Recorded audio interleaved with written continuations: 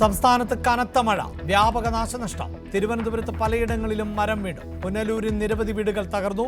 കോഴിക്കോട് കൃഷിനാശം. പുഴകളിൽ ജലനിരപ്പ് ഉയർന്നു. കാസർഗോഡും കണ്ണൂരും റെഡ് അലർട്ട്. 9 ജില്ലകളിൽ ഓറഞ്ച് അലർട്ട്.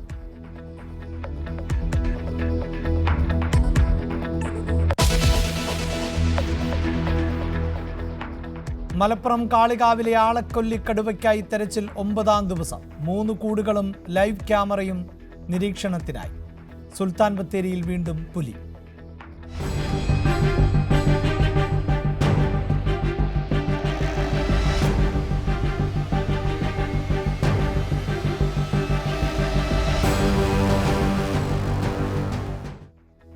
വന്യജീവി ആക്രമണത്തിന്റെ പേരിൽ വനംവകുപ്പിനെ ഒറ്റതിരിഞ്ഞ് ആക്രമിക്കുന്നുവെന്ന മന്ത്രി A.K. ശശീന്ദ്രൻ.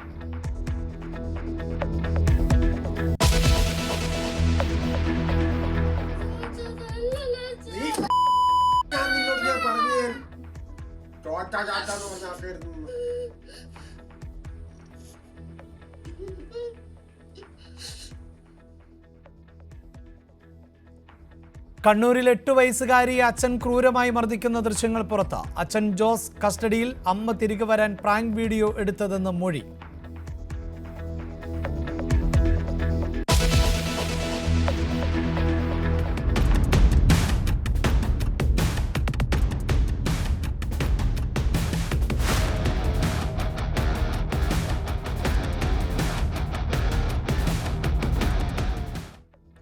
എറണാകുളം മൈറ്റിലയിൽ ബാറിലെ ഗുണ്ടാ ആക്രമണത്തിൽ ജീവനക്കാരന് പരിക്ക്. മർദ്ദനം. DJ പാർട്ടിക്കിടെ യുവതിയോട് മോശമായി പെരുമാറിയതിനെ ചോദ്യം ചെയ്തതിന് ആക്രമണം നടത്തിയത് തീവ്രവാദ കേസ് പ്രതി ഫിറോസിന്റെ കൂട്ടാളികളായ നഹാസും സുനീറും.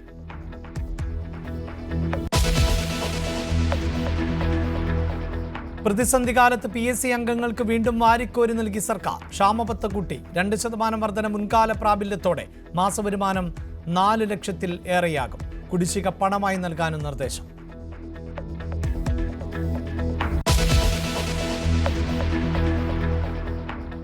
സർക്കാരിന്റെ വാർഷികാഘോഷത്തിനിടയിൽ മുഖ്യമന്ത്രി പിണറായി വിജയൻ 80ന്റെ നിറവിൽ. പതിവ് പോലെ ആഘോഷങ്ങളില്ലാതെ ഈ ജന്മദിനവും. മുഖ്യമന്ത്രിക്ക് ആശംസ നേരാൻ ഗവർണർ രാജേന്ദ്ര അലേക്കർ ക്ലിഫ് ഹൗസിൽ എത്തി.